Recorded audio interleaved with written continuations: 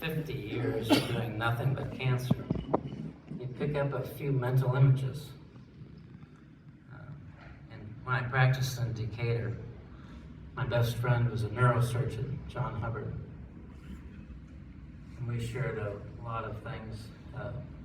I still remember seeing John at the end of a hallway in the hospital, knowing that he couldn't help the little kid that he had just seen, and that child was going to die from his brain tumor. And John was a big, rough, tough, burly guy. And there was John sobbing because he had nothing to offer. I remember being in St. Francis Hospital in the early years and going up, making rounds, like at 7:30 at night, and going in to see a fellow who had just gotten his dinner tray, but who had a cancer and was sitting there, had been trying to eat for an hour. Had ongoing treatments, of course, with radiation and chemo. And you just go along and you pick these things up. I've had the opportunity to work with the best people in many ways, in all parts of the world. And you carry a little bit of that with you whenever you go. You can't walk away from it. You can't walk away from that responsibility. You don't get these opportunities to squander them. So it's really wonderful that this community has come together so well to support all of this. And it's yours. You're the ones that have done this. I mean, they've given me a little credit, but it's not me, it's you guys.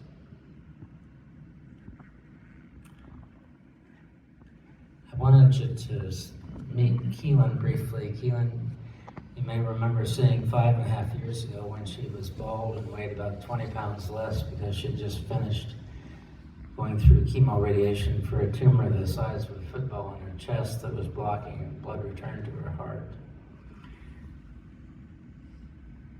At that time, she was offered, at one of the best cancer centers in the world, she was offered radiation treatment to this mass in the chest because the chemo hadn't really done enough. And she said, well, what about proton beam therapy? I mean, had Keelan not insisted on proton beam therapy, she would not be here today as well as she is. She'd be having trouble with her heart.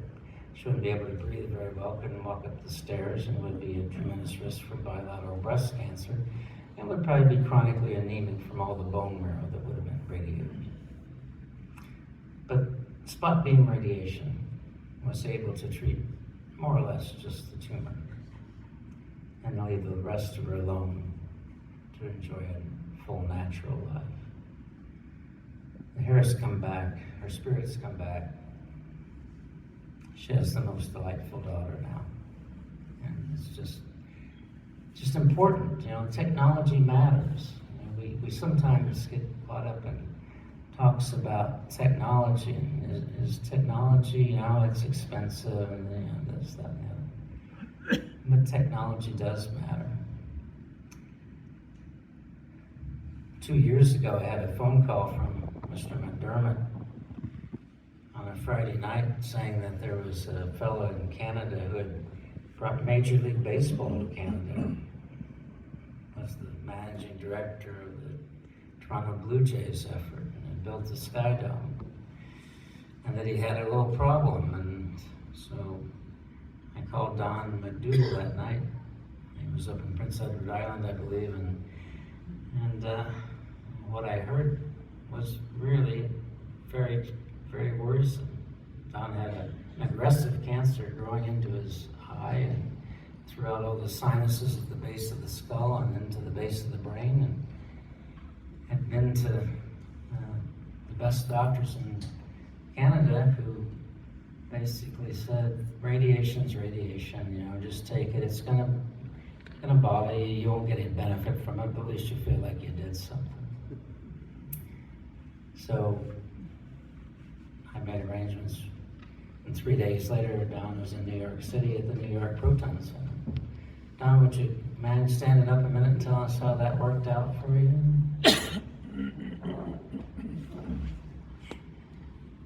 I think we know.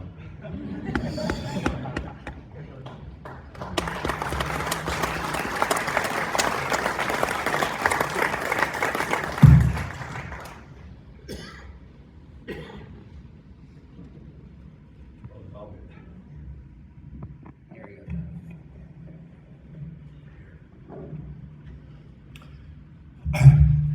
Well, it obviously worked out well. I want to, first of all, thank Dr. McGee and Tom and everyone else who have been so generous with the invitation to come here today. It's not an exaggeration to say that within our family, we say, Jim McGee saved my life. So this is the least we can do to say thank you.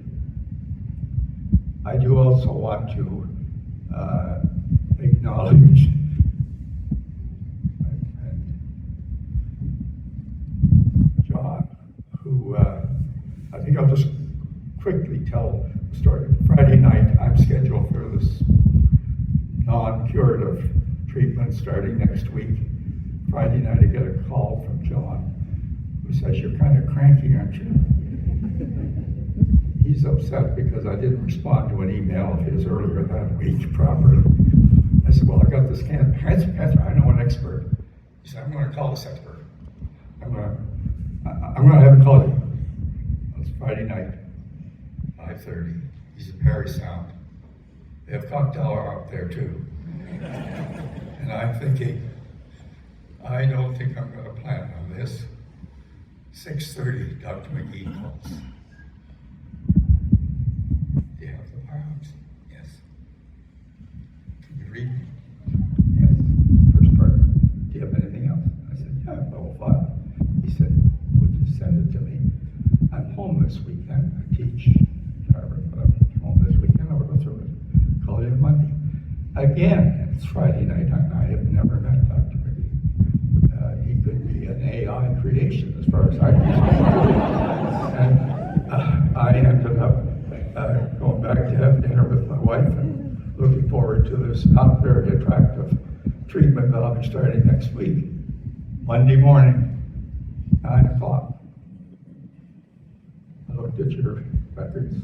I definitely think you should have proton therapy. It would be curative as opposed to non-curative. And I know you don't have that in Canada. I've got ahead and talked to the best guy I know in New York at the best resource center I know in New York. His name is Dr. Press. And you call him when this is over.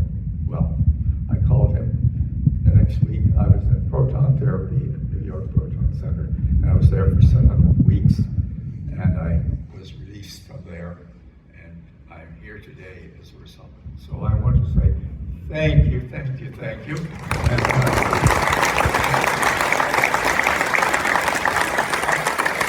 I think I would be remiss in this gathering with the sisters here to not say that I did have the help of a ton of prayers from family and friends who helped us through the way.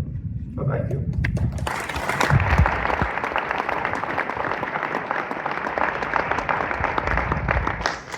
So Don was doing pretty well for a guy, that had end-stage untreatable disease. And lo and behold, one of his buddies gets a cancer of the head and neck. And that's terribly inconvenient when you make your living as the voice and face of the Toronto Bluejays. So Buck Hernandez found his way down to MD Anderson and proton beam therapy. How'd that turn out, Buck?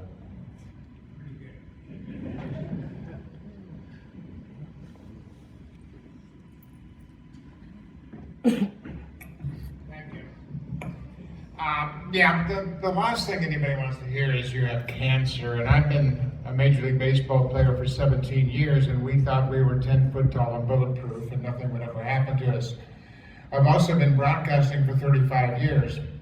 And in March of 2022, I had a firm nodule under my jaw, and it wasn't painful, but I went to my doctor and I said, Doc, there's something wrong. It's been here too long, but it wasn't sore. When you get a cold and you have a sore, it's sort of the touch. But he suggested I take a test, and he had this test that wasn't covered by insurance. But he said it's a blood test, and it's supposed to detect 30 cancers at the very early stages. So I was on my way to Toronto right at the end of spring training in March of 22. And his office called me up and said, we have the results of your test. I said, oh, great. Give me the results and I'll be on my way to Toronto. No, the doctor wants to talk to you. So that's a red flag. And I went and I found out I had some sort of mass in my head and neck. We weren't sure what it was. I tried to get a biopsy in Florida, didn't have time. I got a CAT scan, there was something there. I went to Toronto getting prepared for opening day. I went to a hospital in Toronto, had a biopsy, and they confirmed that indeed I had cancer. When I first got the diagnosis from my doctor, he said there's only one man to see, and that's Stephen Frank at MD Anderson in Houston. Hence up being proton therapy. Well, I went to 3 different hospitals. The first 2 hospitals said, radiation's radiation, you can get it anywhere and you'll be fine. But you might have a feeding tube. You might lose your taste, and you might suffer some damage in your mouth and saliva. Well, I was prepared to do the treatment in Tampa. I had canceled my appointment at MD Anderson, and I got a phone call on the field opening day, getting prepared to do the Texas Rangers Toronto Bluejays on opening day in 2022. It was Dr. Stephen Frank. And he said, I understand you canceled your appointment. I said, yeah, I did. I think I'll stay in Toronto or stay in Tampa and be local and be able to handle that there. He said, don't make any decisions until you talk to me. I had no idea about penicillin proton therapy. I went to Houston for a day to meet with the doctor. He suggested I stay there for a week. And after I met him, I was so impressed with him, I stayed for a week, did all the preliminary tests, flew back to Tampa, got in my car, drove to Houston for 7 weeks. I was never ill. I never had any sickness. I was uncomfortable.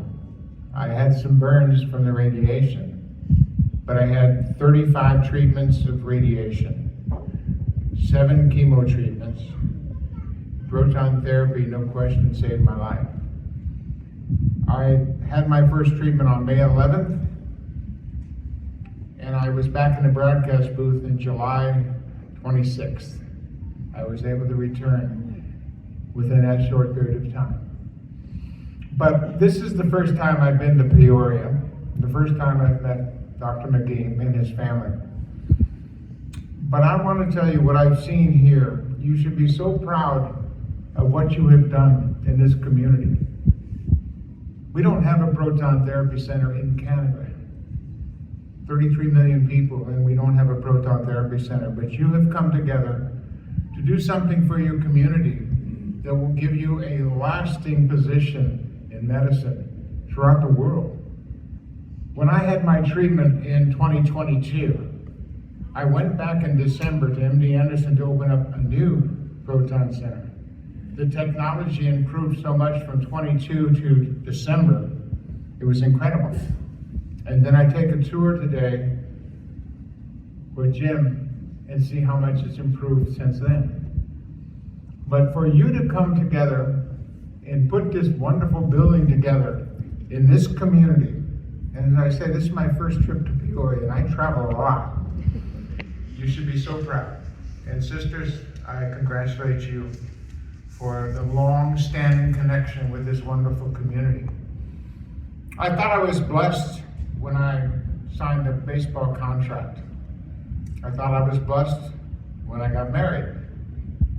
I thought I was blessed when I had my first son, but I wasn't really blessed until I had cancer, because it allowed me to meet wonderful people like this and see wonderful things that when a community comes together, what they can really do to get things done. And in this time, in this world, you should be very proud of what you've accomplished here, and I congratulate you.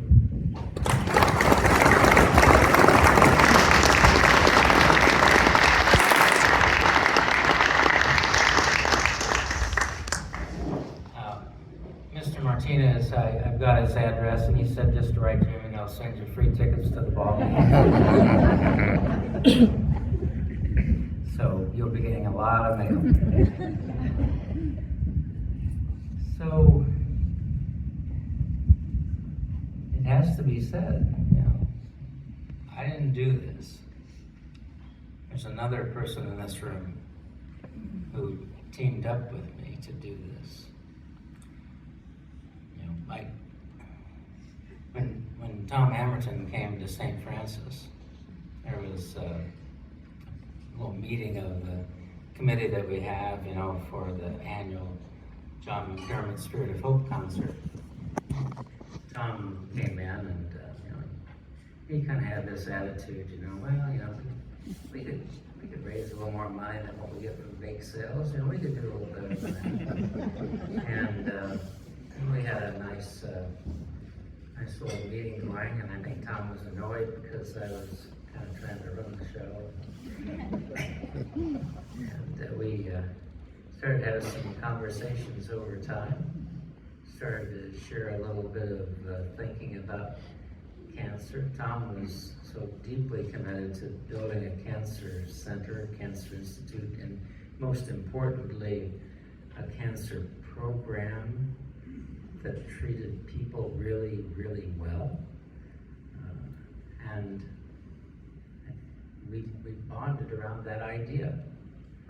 And I remember we met, you know, at a street front restaurant in the Heights and had a little cup of coffee and talked a little bit and made a pact over 10 years ago that we would work together endlessly, ceaselessly to get to the point where a cancer institute would become a reality in honor of Tom's suffering and that of his late wife and their family.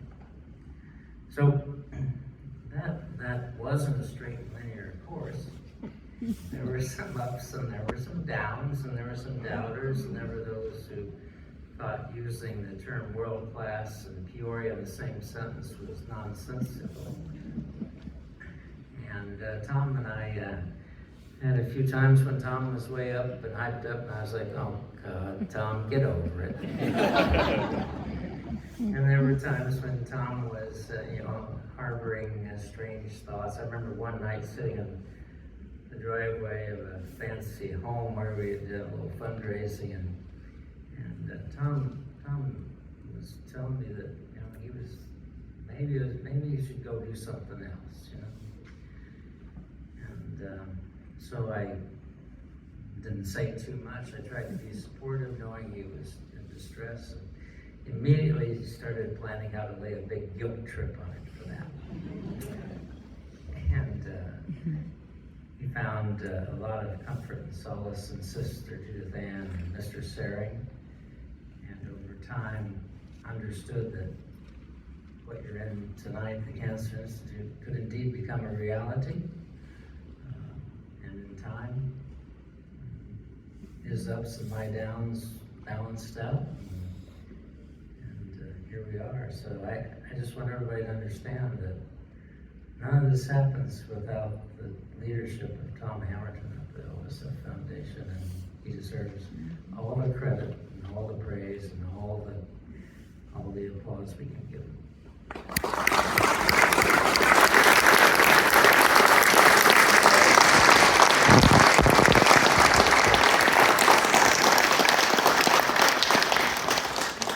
A couple days ago, we had the bishop here, and I said that this was not a dream. Now this is a miracle. And I learned a lot about miracles along the last several years, and that is that I thought a miracle was just something that happened bang and just that was the miracle. But what I've learned is that if you pray hard enough and want long enough, every once in a while a little something comes your way that you can work with. If you don't work with it, there'll be no miracle. But if you recognize something as being a possible intro to something else, something grander, something bigger, if you take that opportunity and you follow up on that and you keep your eyes open, you see that there are little things that happen that in time aggregate and really help move things forward.